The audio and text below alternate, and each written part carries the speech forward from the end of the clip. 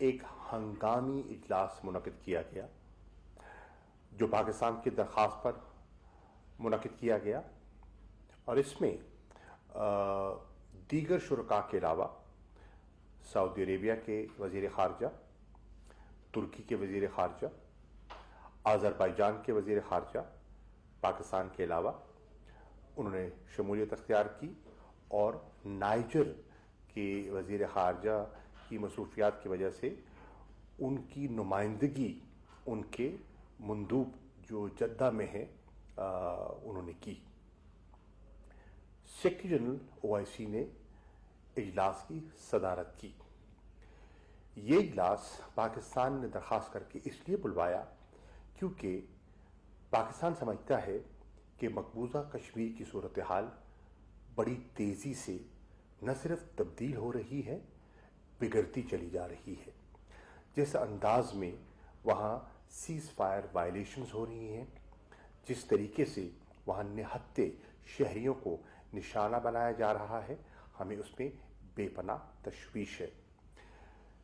آج کے اجلاس میں تقریباً 10 سٹیٹمنٹس تھیں، جس میں جو کشمیر کے ٹرو ریپرزینٹیٹیو ہیں نقشبندی صاحب، انہوں نے بھی اپنا بیان دیا۔ آزاد کشمیر کے صدر مسعود خان صاحب کا سٹیٹمنٹ بھی آیا اور سب نے سنا۔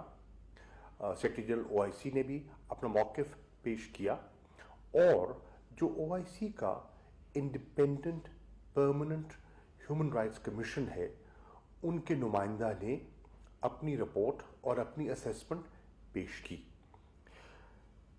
مجھے موقع ملا اور میں نے ممبران کو بریف کیا جو پاکستان کا نقطہ نظر ہے، اور میں نے ان کی خدمت میں بتایا کہ کس طرح جو آخری اجلاس تھا جو 25 ستمبر کو نیو یارک میں ہوا تھا، اس کے بعد صورتحال میں کس طرح یکسر تبدیلی آئی ہے اور صورتحال کس طرح مزید بگڑی ہے۔ تو میں نے ان کی خدمت میں جو میری معلومات تھیں ان کی خدمت میں نے پیش کی۔ میں نے انہیں واضح طور پر بتایا کہ ہندوستان کی یہ کوشش ہے کہ وہ بزور بازو وہ جو حریت کا جذبہ ہے، جو آزادی کی لہر ہے،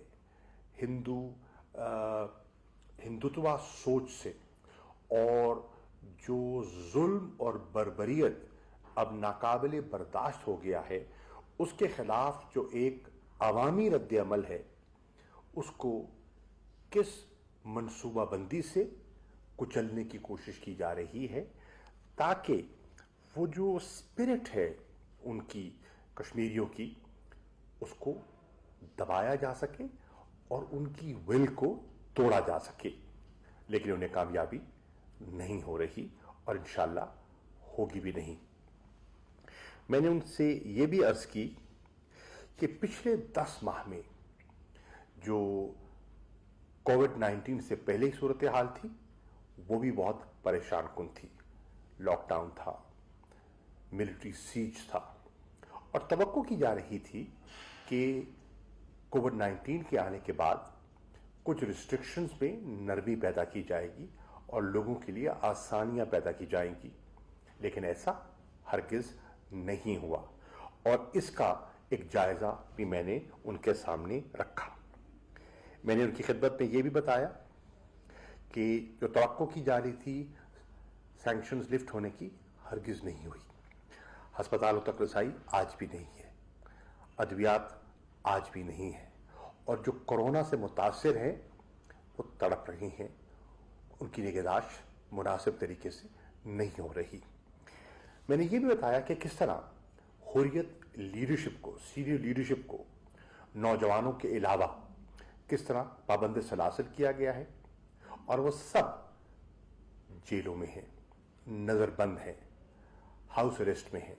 سید علی گیلانی کو ہاؤس اریسٹ میں 10 سال سے زیادہ عرصہ گزر گیا ہے۔ یہ دنیا کی سب سے بڑی اوپن پرزن ہے آج مقبوضہ کشمیر۔ تو اس صورتحال سے بھی ان کو آگاہ کیا گیا۔ کشمیری میڈیا کے ساتھ जो सलूक रवा रखा जा रहा है उस पर भी मैंने जो ताज़ा मेरी मालूमात थी मैंने कॉन्टेक्ट रूप से शेयर की और ज़मीनी हक़ाइक़ उनके सामने रखे।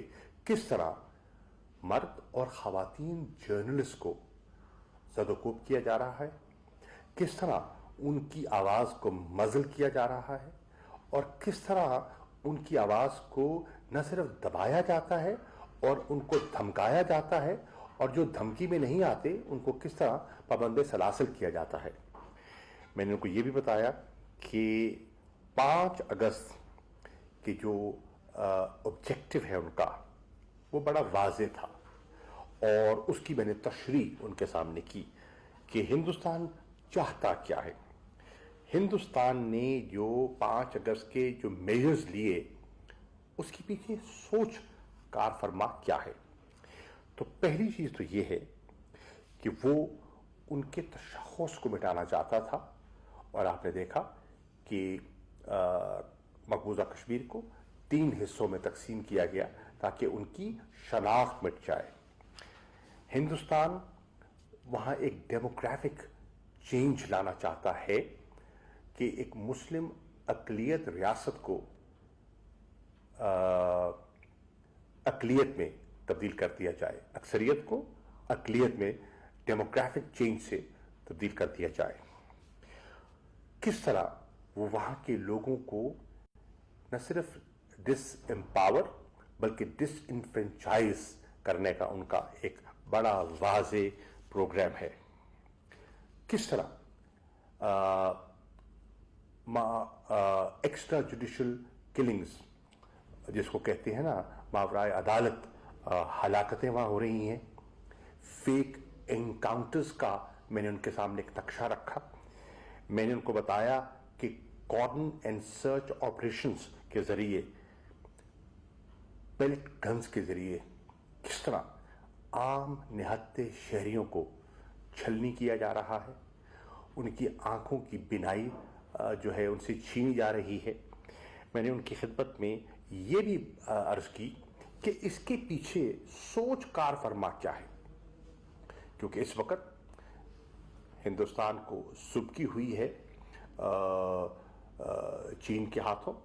उनको जो उनका चीन और हिंदुस्तान का जो बॉर्डर है, लद्दाख का जो इलाका है, उसमें जो उनको मार पड़ी है, उस खिफ़्फ़त को मिटाने के लिए वो आए दिन इल्ज़ाम तराशियाँ कर रहे हैं, जवाज़ ढूंढने की कोशिश कर रहे हैं किसी नए फॉल्स फ्लैग ऑपरेशन के लिए। और मैंने उनकी खिदमत में ये भी अर्ज़ किया कि ये एक डाइवर्जनरी टेक्टिक है जो वो इस्तेमाल करना चाह रहे हैं। सीज़ फायर की वायलेशंस का तज़किरा मैं पहले कर चुका हूँ। मैंने उनकी खिदमत में अर्ज़ किया कि पिछले 20 दिनों में, सिर्फ 20 दिनों में 30 से ज़्यादा अमवात हो चुकी हैं, जिसमें बच्चे हैं, 12-12, 13-13 साल की बच्चियां हैं जिनको निशाना बनाया जा रहा है। तो दीगर शुरका ने न सिर्फ अपने ख्यालात का इजहार किया बल्कि कौम को ये जानकर खुशी होगी कि उन्होंने आज जो एक मुत्तफ़िक का एक कम्युनिके जो पास किया है उसकी चंद मोटे मोटे नुक्ते मैं आपकी खिदमत में पेश करना चाहूँगा।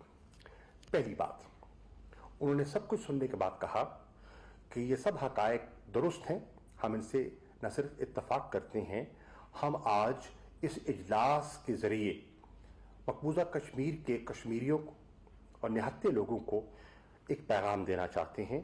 और पैगाम ये है कि हम आपके साथ हैं, हम आपकी जद्दोजहद के साथ हैं और ये स्ट्रगल जो है वो इंशाअल्लाह अपने मंतकी अंजाम को पहुँचेगी। ये हमारा इरादा भी है और ये हमारी दुआ भी है।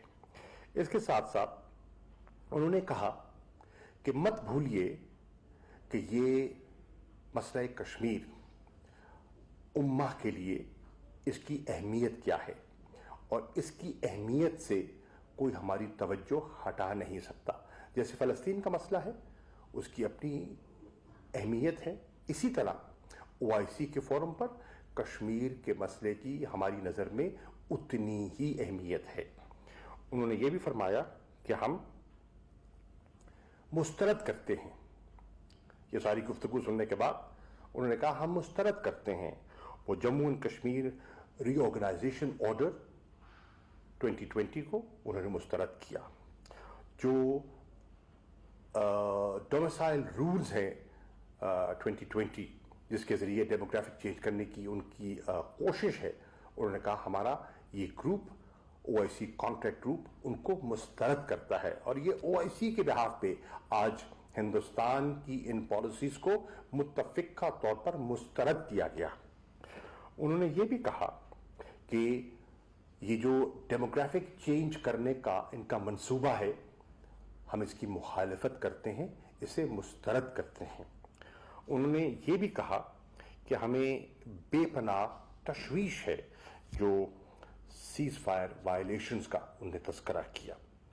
उन्होंने मुतालबा किया कि फिल फौर जो इंसानी हकूक़ की खिलाफ वर्जियाँ हो रही हैं वो फिल फौर बंद की जाए। उन्होंने ये भी कहा कि जो मिलिट्री सीज है और इनह्यूमन लॉकडाउन है उसे फिल फौर ख़त्म किया जाए। ये आज पाकिस्तान नहीं कह रहा, ये ओआईसी कॉन्टैक्ट ग्रुप मुत्तफ़िक़ा तौर पर कह रहा है। उसके बाद उन्होंने कहा वो जो काले कवानीन हैं, वो ड्रैकोनियन लॉज जो हैं जिसके ज़रिए वो लोगों पर जुल्म बरतते हैं, उनको फिल फौर ख़त्म किया जाए। पब्लिक सेफ्टी एक्ट जैसे कवानीन जो हैं। उन्होंने ये भी तकाजा किया कि इंटरनेशनल मीडिया को रसाई दी जाए, मकबूजा कश्मीर तक रसाई दी जाए ताकि वो इंडिपेंडेंट इन्वेस्टिगेशंस कर सकें और दुनिया को बता सकें कि वहाँ ह्यूमन राइट्स की सूरत हाल क्या है और अगर वायलेशंस हो रही हैं तो क्यों कर हो रही हैं। उन्होंने हमारा जो एक दरीना हमारी ख्वाहिश थी और ह्यूमन राइट्स कमीशन की रिपोर्ट में भी इसका तज़किरा है कि इस्टेब्लिश किया जाए कमीशन ऑफ इंक्वायरी, तो आज कॉन्टैक्ट ग्रुप ने उस पर भी मोहर ज़ब्त की।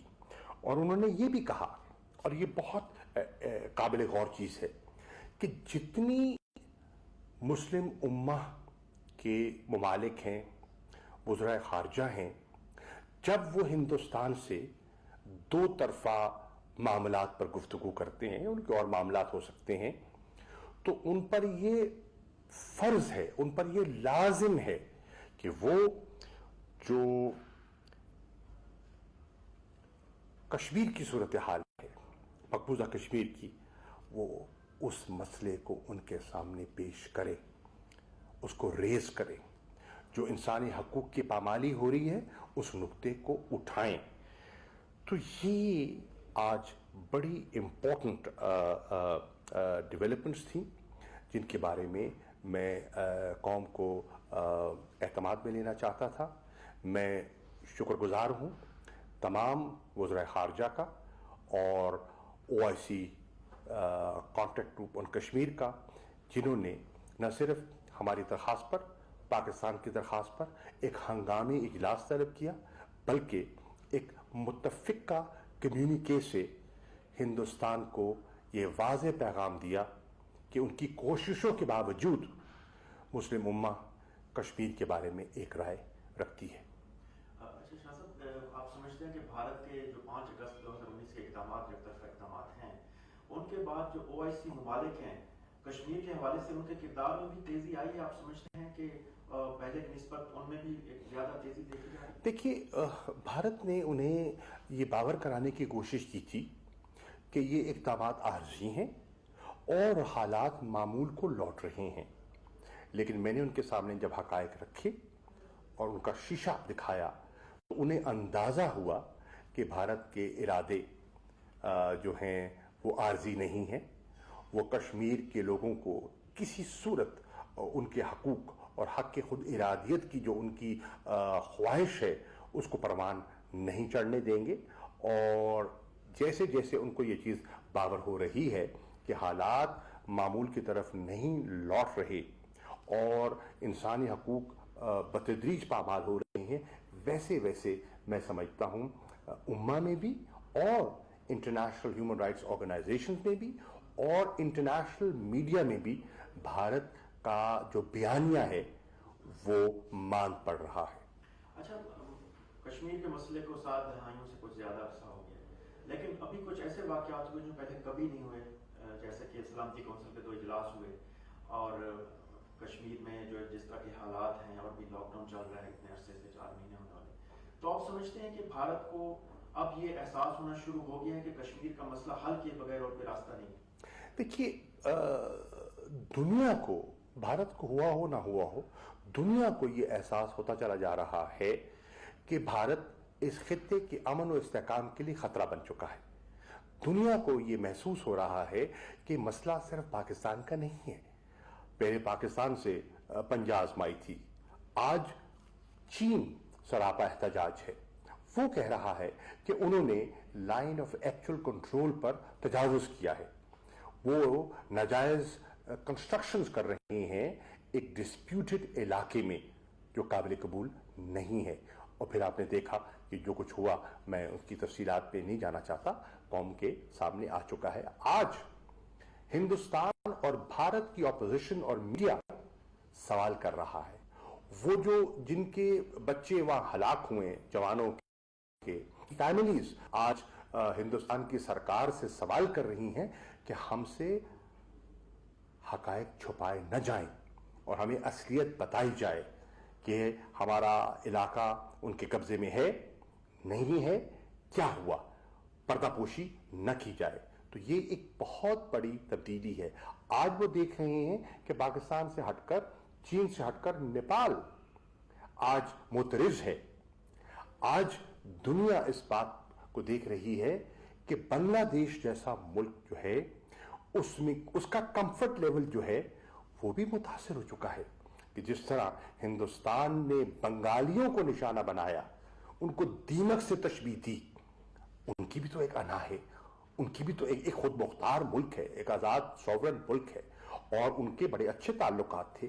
ان اچھے تعلقات کے باوجود آج بنگلہ دیش بھی اس بات پر مجبور ہو گیا سوچنے پر کہ یہ جو سرکار آئی ہے اس کی سوچ ماضی کی سرکاروں سے برعکس ہے، اور یہ ہندوتوا کی جو آئیڈیالوجی ہے، کیا بنگلہ دیش کے لوگ اسے قبول کرنے کے لیے تیار ہیں؟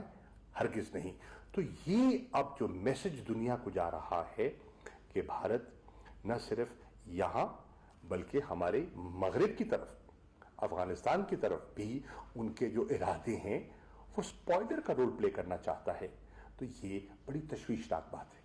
اچھا، بھارت ایل او سی پر مسلسل سرحدی جو خلاف ورزیاں وہ کر رہا تھا، ابھی اس سال بھی 1400 سے زائد مرتبہ ہو چکی ہیں، اب چین کے ساتھ بھی پنجہ آزمائی کر رہا ہے، تو یہ لگتا ہے کہ بھارت کا جو ارادہ ہے وہ یہی ہے کہ دوسرے آلریڈی کشمیر کو لیا ہوا ہے، دوسرے ممالک کی ٹیریٹری کو اپنا حصہ بنانا، اسی وجہ سے بھارت کے جو ہمسائے ممالک ہیں ان سے تعلقات خراب ہو رہے ہیں؟ دیکھیے، عرض یہ ہے، بھارت کی اس حکومت کی اور اس جماعت کی سوچ کو سمجھنے کی ضرورت ہے، ان کی ذہنیت کو سمجھنے کی ضرورت ہے۔ ان کی ذہنیت ہے اکھنڈ بھارت۔ اکھنڈ بھارت تو پاکستان کو بھی، افغانستان کو بھی، بنگلہ دیش کو بھی، بلکہ پورے سب کانٹیننٹ کو اپنی لپیٹ میں لیتا ہے۔ تو یہ ہے اس سوچ کی تبدیلی۔ یہ جو بھارت آپ کو دکھائی دے رہا ہے، یہ وہ نہرو والا، وہ گاندھی والا، وہ سیکولر بھارت نہیں ہے۔ یہ ایک جنونی طبقہ ہے جو سامنے آیا ہے اور خطرناک ہے۔ بہت شکریہ۔ جی، اسلام آباد میں وزیر خارجہ شاہ محمود قریشی میڈیا سے گفتگو کر رہے تھے، جس کے اندر ان کا کہنا تھا کہ کشمیر کی صورتحال جو ہے وہ بگڑتی چلی جا رہی ہے اور ہندوستان کشمیر میں تبدیلی لانا چاہتا ہے۔ اس کے ساتھ ساتھ ان کا کہنا تھا کہ جتنے بھی کشمیری رہنما ہیں ان تمام کے تمام کو نظر بند کیا گیا ہے، اور اس کے بعد ان کا یہ بھی کہنا تھا کہ کشمیر میں جو میڈیا ہے اس کا بھی گلا گھونٹا گیا ہے، اور انہوں نے کہا کہ اجلاس میں وزراء خارجہ نے شرکت کی مختلف ممالک کے، اور ان کا سبھی کا یہ کہنا تھا کہ وہاں پر انٹرنیشنل میڈیا کی رسائی کو یقینی بنایا جائے۔